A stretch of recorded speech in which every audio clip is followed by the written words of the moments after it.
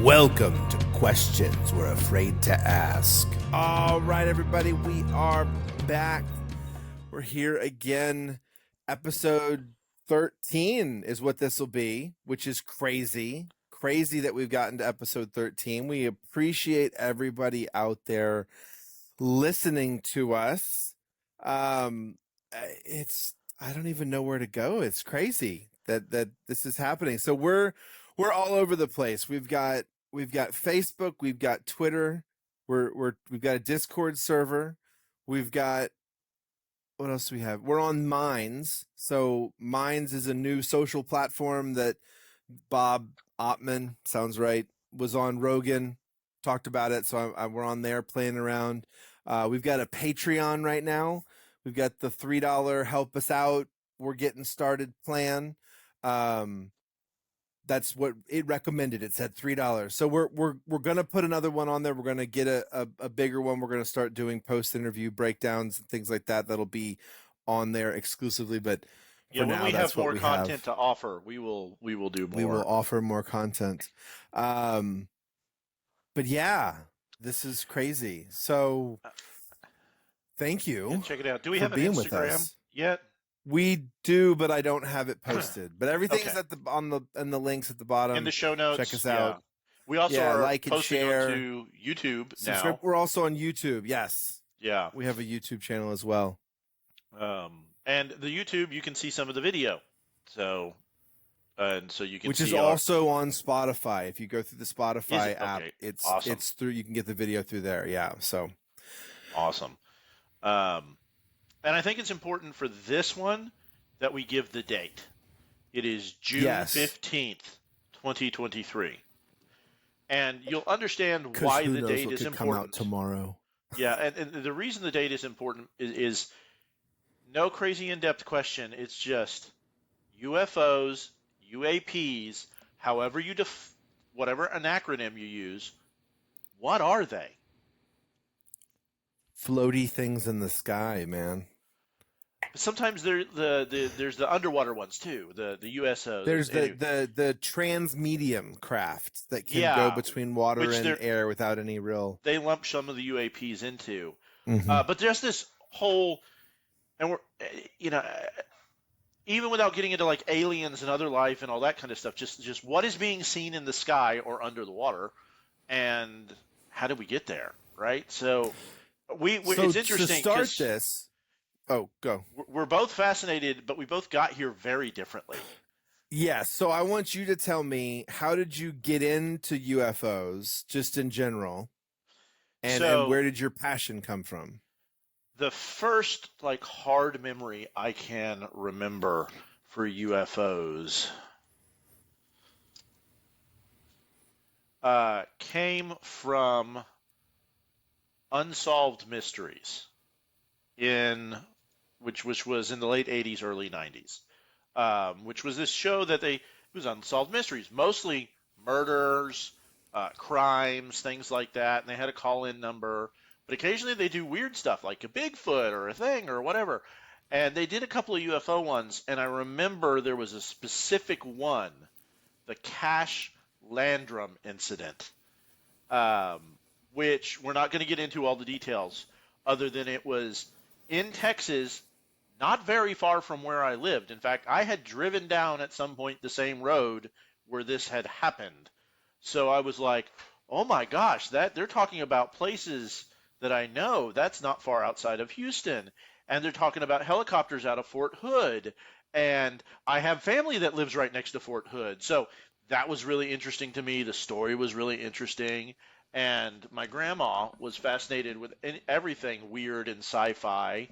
And I remember going to her house, and she had these wonderful Reader's Digest books. That there's a whole series of them on all kinds of strange phenomenon. But I remember she had like one general one that talked about all kinds of weird stuff, and it had a little section on UFOs. Then the UFO, the Continuing Enigma book was one of my first reads. And then I bought these two books because I watched the movie, the made-for-TV movie for this one, which was really creepy for a kid, Intruders. And it's a very kind of dark story because it deals with alien abductions. It deals with women who would get pregnant and then the pregnancies would just vanish after an abduction.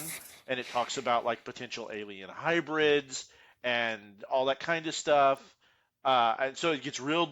And I remember as like a 10-year-old watching this going, this is really not understanding this is really dark stuff, but like that's I didn't have the words in my head to put it that way because I had never really thought about it that way, but that's what it was.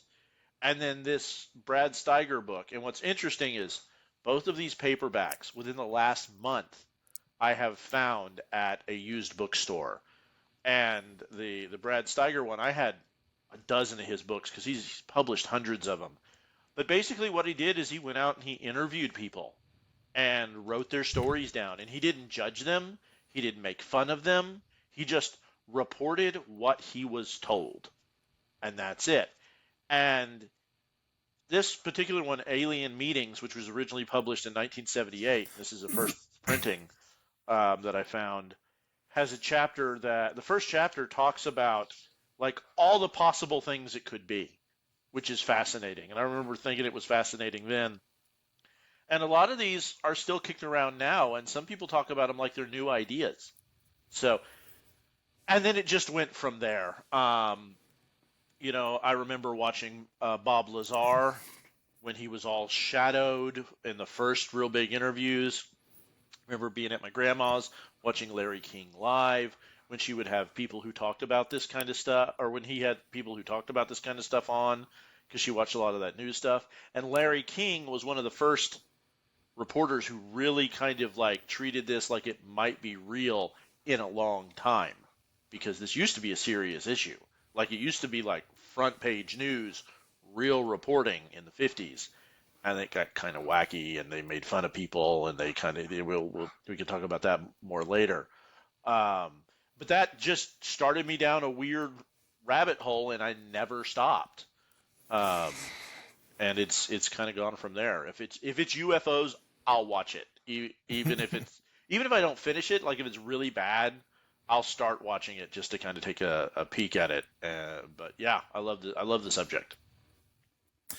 And I came at it in a very different way. And again, we've talked about how I didn't watch the same amount of TV, so I didn't see a lot of the unsolved mysteries and any of that stuff. I came at it a bit of a different way. My dad worked in aerospace. He did graphics work, and he met through the course of his work John Schuessler.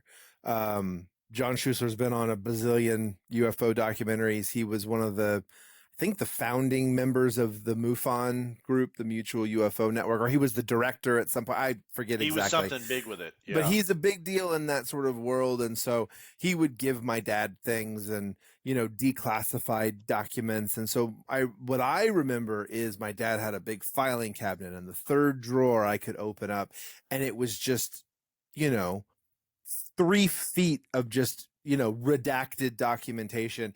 And I didn't really understand it at that age. I was probably 9 or 10 years old. And so I would just sort of flip through and see these, hand-drawn pictures of some pilot describing what a craft that he saw looked like, or, so it was I sort of came at it for my non-imaginary brain. I came at it the way I needed, which was data, just like facts and words and things. And so then I remember when X-Files came out, I was like, of course, because this was exactly what I had been seeing, was hidden papers and documents. And so I remember going into X-Files being like, this is like as close to the documentary as it could be. And so I just sort of felt like that was sort of the idea, is that it's all hidden, but that we're just trying to, but now it's coming out, maybe. Well, so let's talk about the recent history a little bit. We had the 2017 article in the New York Times, which kind of put the real big crack in the wall of, can we report on this seriously, right? That was the big Navy fighter pilots have been watching these things, and there's video to go with it from Navy jets recorded on, declassified things that are measurable on the FLIR cameras. There's the Tic Tac one, the Go Fast one, and There's the what the gimbal. gimbal. The gimbal. Yeah. So And we're yeah, Lieutenant David Fravor went on Rogan, did a whole 3-hour hmm interview. If you want to check it out, I mean, he's a yeah, very decorated. reliable resource, Yeah, and what the thing that got me was not that like I went in and I said there's a UFO and I did this. It was I went in and filed a report that said there's stuff over there and we're going to hit it and we need to be yeah, careful. And that's not someone going in trying to like start a thing. He's like there's stuff over there. And also the way he talks about how it just appeared when we updated the radar. It's not like it wasn't there before. They just weren't seeing it. And now they can pick it up on their but radar. yeah. Now it was. I saw it. It almost hit us, and I got it on radar, and I got it on camera. Yeah. And these are a flying hazard. And somebody who flies professionally in a way that most pilots don't, like a combat pilot does, who's used to danger, but they still everything to mitigate risk, is saying like this is a hazard. This Yeah. is a flight hazard, right? That carries a lot of weight. It Um, does. the same way, there's a famous one with a Japanese 747 flight in Alaska, where they insisted on an emergency landing in Alaska because there were 2 or 3 UFOs zipping around, and then one they said that was like 10 or 12 or 15 times the size of their airplane, and they thought they were going to get hit, and so they landed. Those kind of reports. These are people who are overly cautious and expert observers because they have to be. Um, so that 2017 report kind of opened up the serious look at UFOs or UAPs, whatever you want to call. I'm going to say UFOs because it's what I've known my whole life. Um, and then a little bit more has come out, a little bit more has come out, and then the Skinwalker Ranch show came out, which has Travis, the scientist guy. I can't remember his name right now, but he works for NASA. He's in a lot of these shows. They've brought him in as a skeptic for years, right? And he talks about physics and that kind of stuff. And he's gone from skeptic to open-minded. Something weird is happening, and we're not going to get into Skinwalker in this, but there are UAPs involved there. They've got them on film. They've got them showing up repeatedly. They have no idea what they are, but and the main scientist there, I wish I could remember his last name, Travis, um, has been part of a lot of this stuff. He was part of the UAP task force, and that has just come out.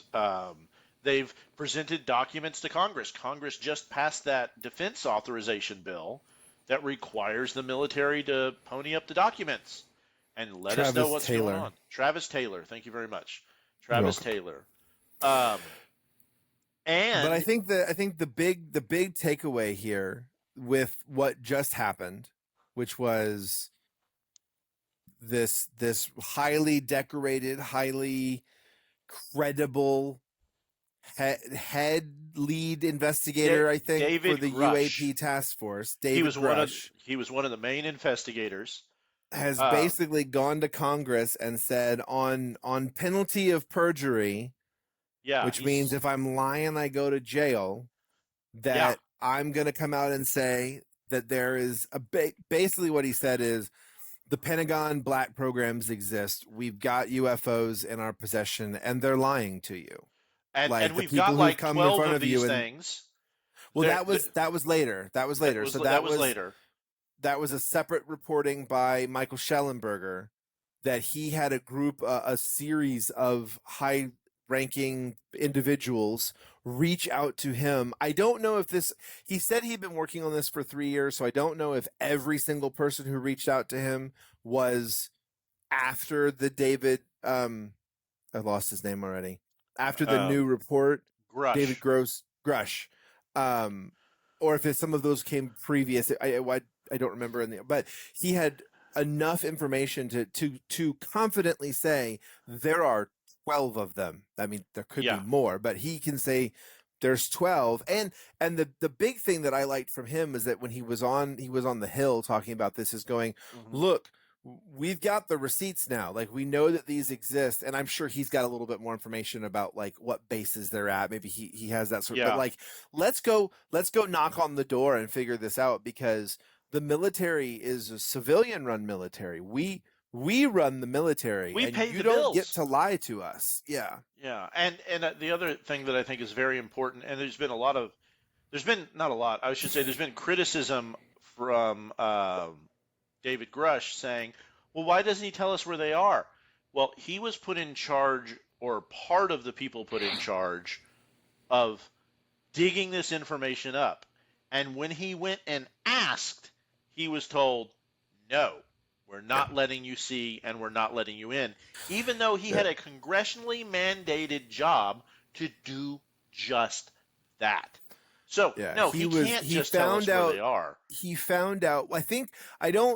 What he discovered was the recovery program. That there Yes. was a recovery program, and then he tried to get read in on the recovery program And got told was no. unable to.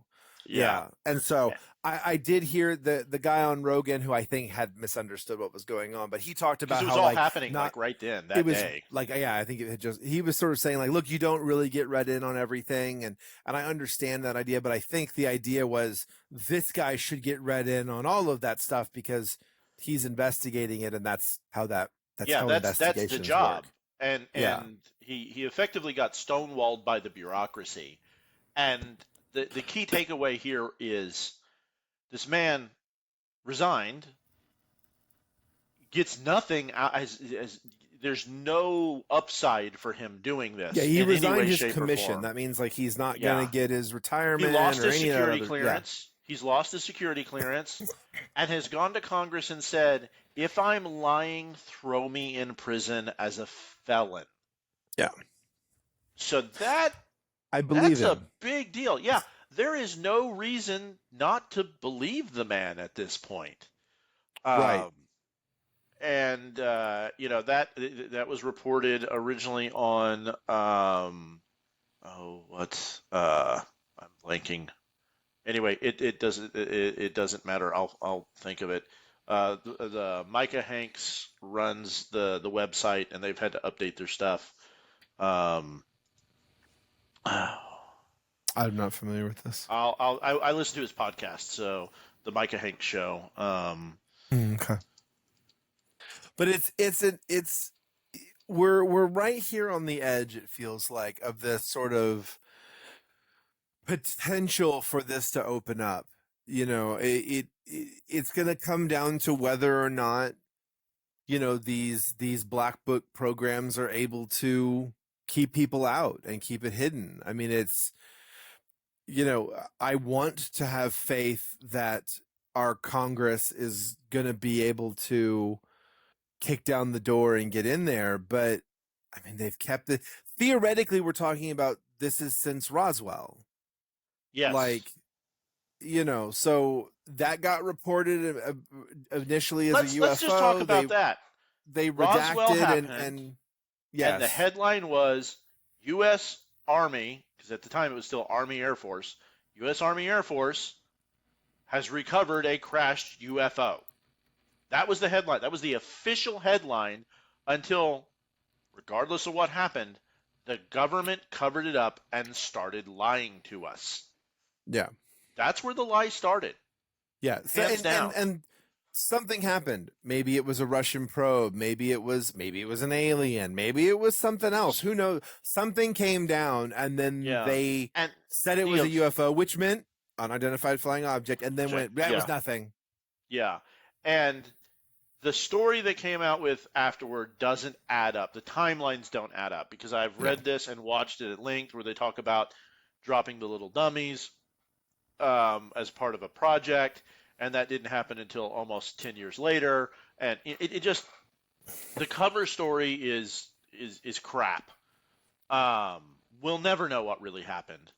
Everybody's dead. Philip Corso said he investigated all that. Another military guy who came out now, he wrote a book, and everybody went, well, he's trying to make money, but he was really old and he died like 2 years later. So, that feels more like a deathbed confessional type I of thing want to to me. I want to sidebar that idea for a second and take us in a tangent for a second. I understand the skepticism of going after someone for trying to make money by writing a book. Like I understand Yeah. that idea of like there are some people where you can look at it and think like, okay, they've taken this to a point where like this feels icky that they're trying to make money off of this Mhm. thing. But I also feel like, oh, well, they're trying to make money off of it sometimes is a really good way to dismiss someone. Yes. Because if you really stop and think about it, if I had a bunch of information that I wanted to get out, what are my choices? Well, book, TV, movie, newspaper, they all make money. There isn't a way for me to get information that I have out of Mhm. my head into the world that doesn't involve a potential monetary return. Even this, like we have a podcast, it doesn't do anything now, but one day it could be Rogan's got a Profitable. podcast that makes him millions and millions of Yeah. dollars. I don't think that was the plan. It just turned into a thing that made money. And so obviously we need to look at everything with skepticism, but there's also Yeah. the other half of that, And which is like, let's not just disregard it because someone makes money. sometimes it hurts them. Whitley Strieber, he wrote the book Communion, which has the alien face on it that freaked everybody out. He was an up-and-coming successful author. And yes, that book sold a lot, but he also lost a lot of book deals and credibility because he said what happened to him. And he has talked about it at length. And he has never wavered on that. And Well, and there's all, I mean, you've it's also not a got, pleasant story. oh, what's his name? The big one, you just mentioned it Bob earlier with the Lazar. rocket car. Bob Lazar, thank you. Yeah, Bob Lazar. That's ruined his life essentially. Yeah, think about now it. either that is the longest con ever, and he's a government plant trying to put out some fake story, or dude legit saw something. Like it's Yeah, because it's no one would do this for. There's no personal gain that he's gotten this, so he's either a tool of a cover up yeah. of some kind, putting out a false narrative to try to distract from the truth, something like that. In some way, shape, or form. Somebody telling something that is so exactly true that they can make him seem crazy so that you disregard. That could be another one. Or he was a dude who made a rocket car and they did not know what this thing was and they needed some help. He's also a dude that had a lot of academic credentials and a promising career in science in Los Alamo Labs, and then has lost all of that. And it basically destroyed his life. Mm-hmm. He's had to rebuild from scratch. And ironically enough, when he finally decided to open up again, and because I've watched the documentary about it, and they're filming the documentary, the FBI raids his house or his business and house and takes all the paperwork and everything for something that, after they find out what they were looking for, which was like information for something he sold to somebody, is something they normally like mail you a request for the documentation, or like one person shows up and says, hey, we need this file, please. Yeah. And instead of just like taking everything out of his house and his business. Well, that's that threatening action. I mean, they did that to one of the Twitter Files guys with the IRS showed up at his house. Oh, Matt Taibbi. And all the people. Yeah. Yeah. So, the day he was testifying. Yeah, the IRS showed up at his house for something that they never show up at your house for. Yeah.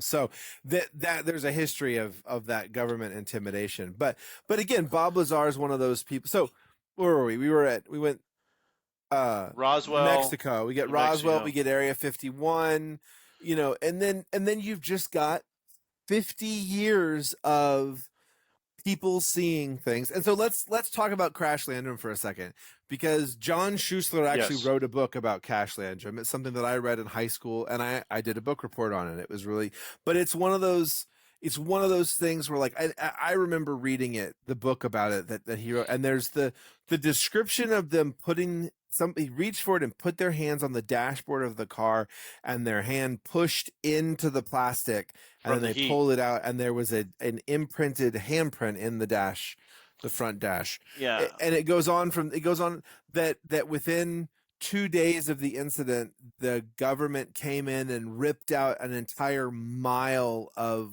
the Everything. road and repaved it all. Yeah, they got rid of You all know, of the evidence.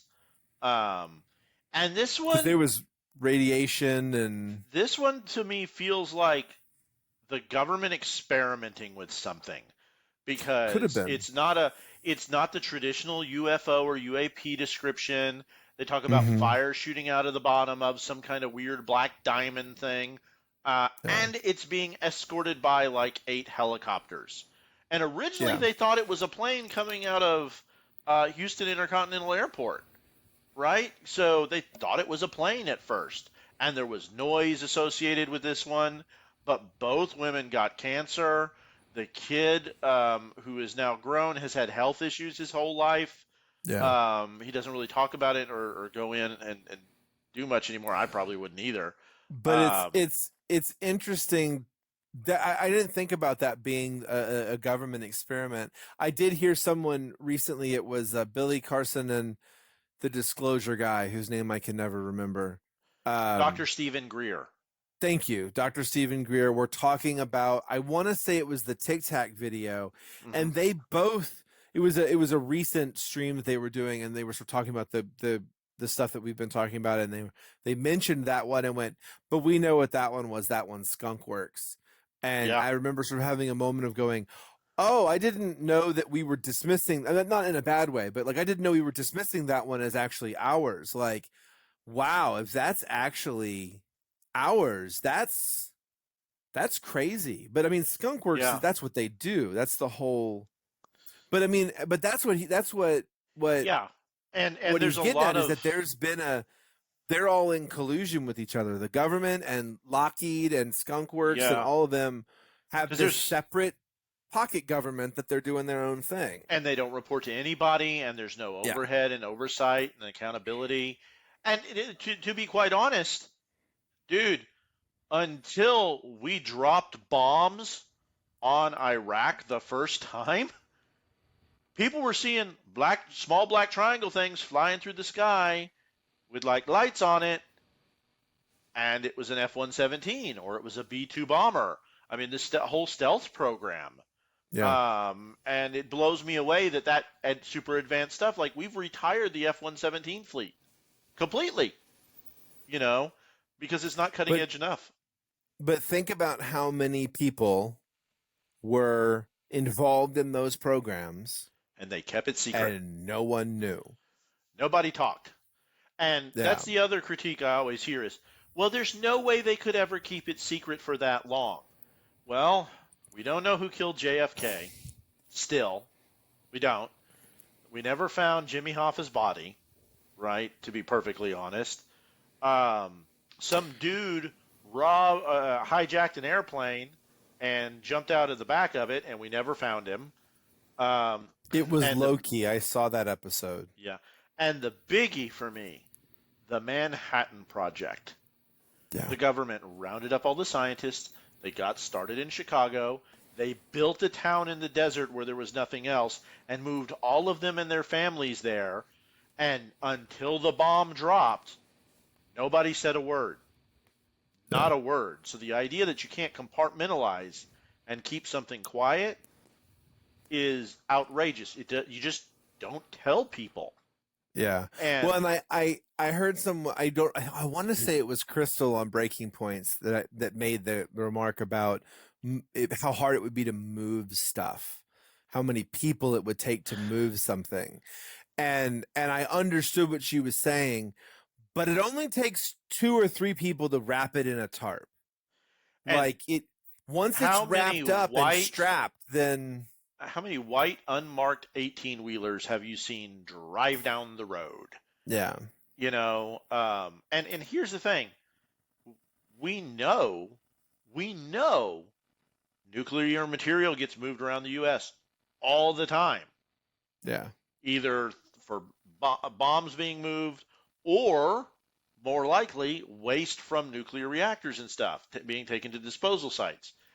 And they just don't tell anybody because of obvious reasons, right? right. But it's not hard to So move things. You put and something in a and the shipping crate. people And some of the people I bet the majority of the people that are moving nuclear material around are not aware of what they're moving. They're there to cargo.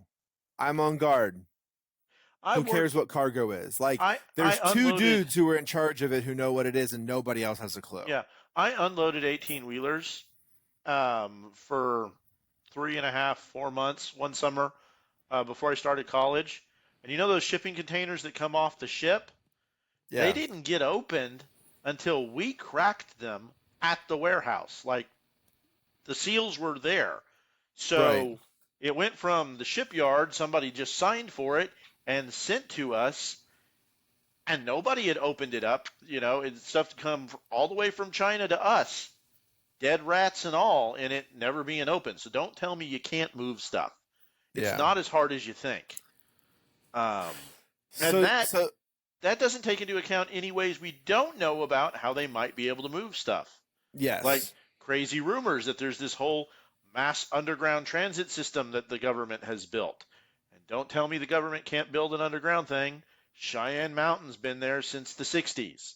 And they built that one, and they built that. We looked it up. They built it half in public. Like, people knew they were building parking lots, and there was going to be a national park, and they knew something was going on, but they didn't realize they were building a giant underground complex. Yeah, we built a giant military base and gutted a mountain to do it. Yeah. So let's slide a little bit over here, and I want to talk about sort of this other idea of what is this. And I think my big point is, first off, I don't care what it is. Like, I'd be excited to find out whatever it is. But there is definitely something flying around. I think some of them are probably ours. I think some of them are probably other countries. And I think some of them we don't know what they are. yes. And as far as the way we don't know what they are, I'm willing to consider ET. I'm willing to consider time travelers. Extra dimensional beings. The fact that they move between air and water so easily, underwater civilization. Ancient it's civilization. crazy, but a human society that left and came back. Time dilation. And there's another important thing we forgot to mention. It's not like we're unwilling to shoot them down.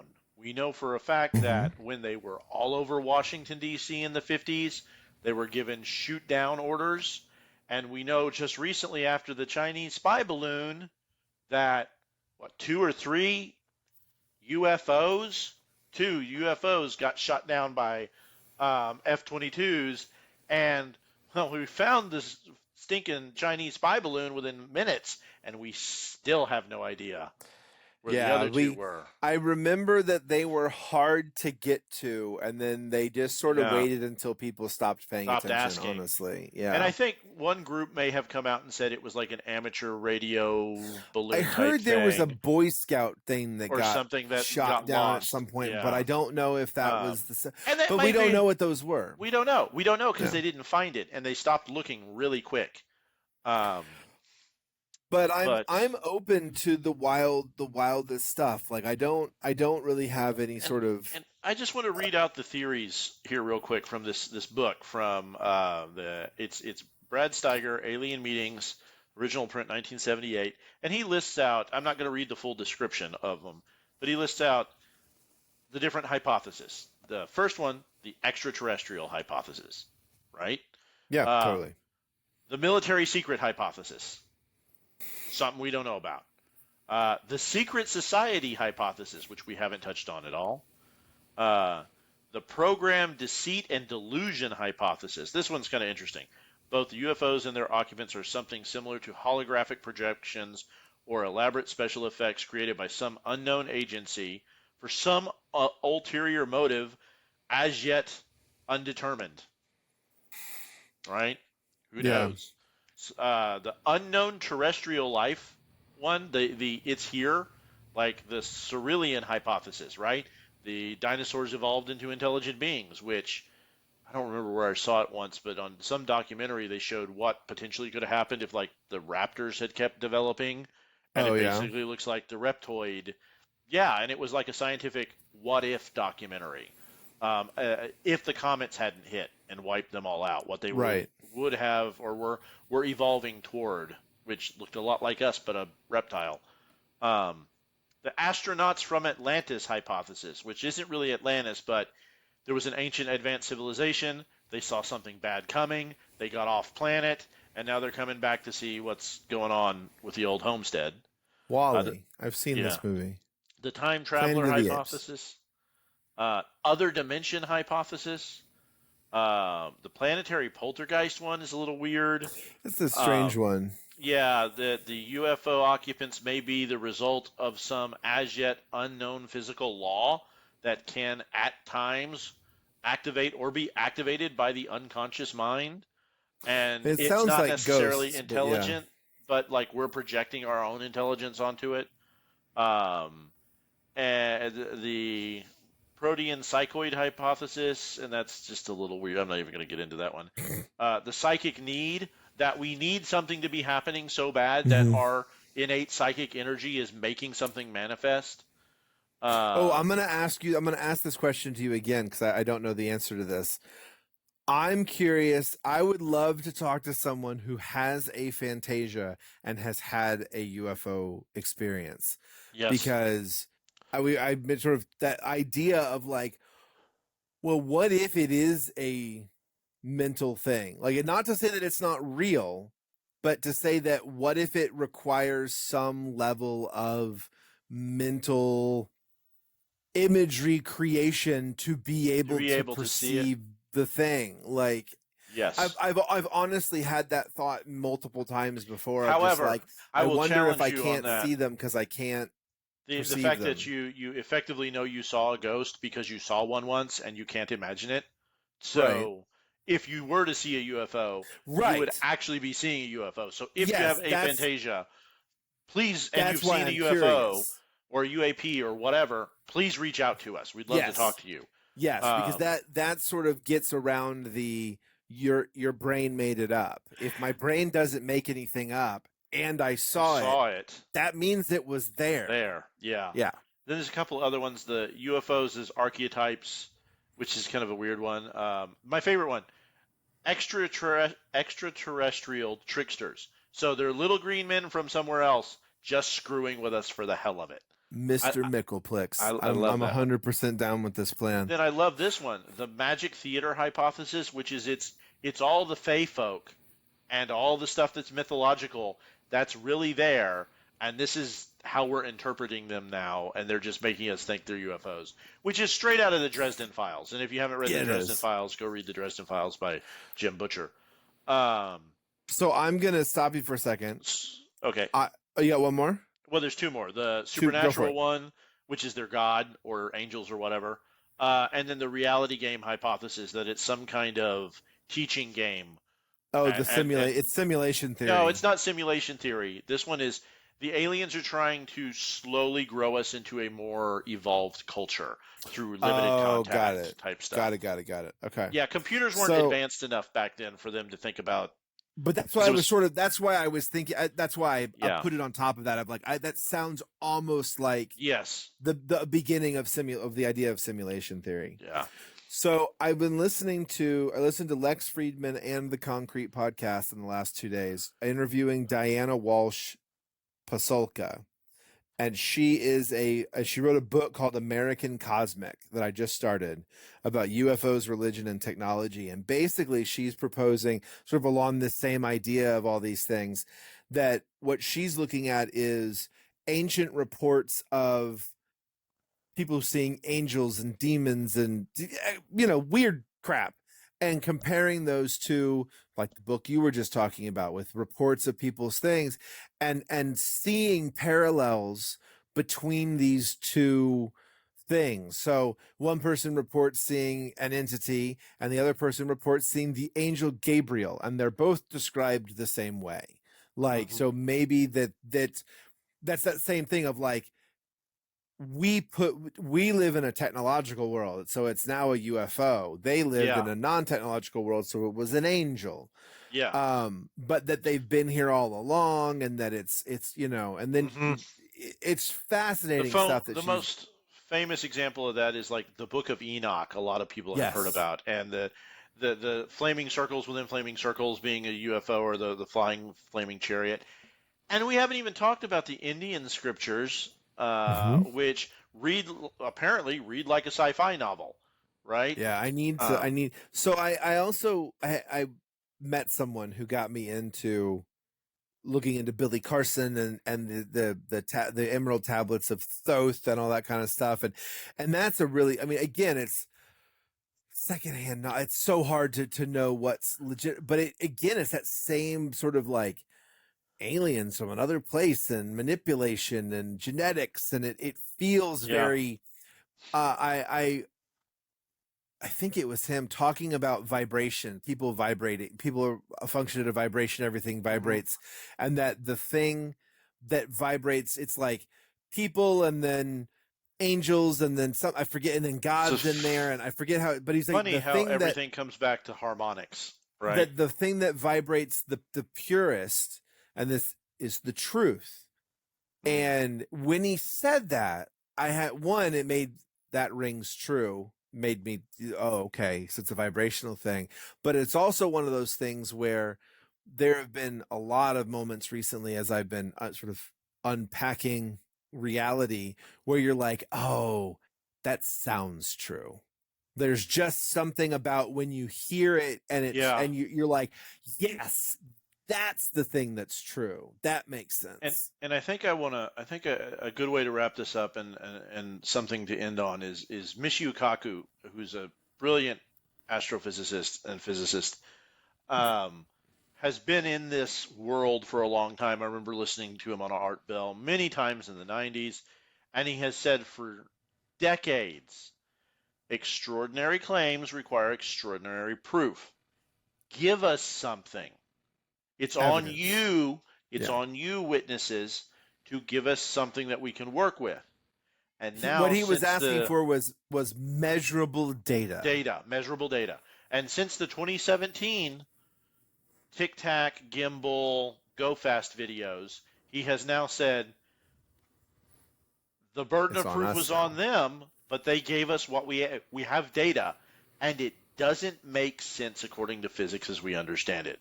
So it is now on us as the physicists to figure out what's going on and explain this data. Yeah. You don't have to talk about little green men to agree something's in the air. We don't know what it is. Yeah. Government, in some way, shape, or form, has been lying to us about it. Maybe for a very good reason. But what do you think? Let us know. What do you think's going on?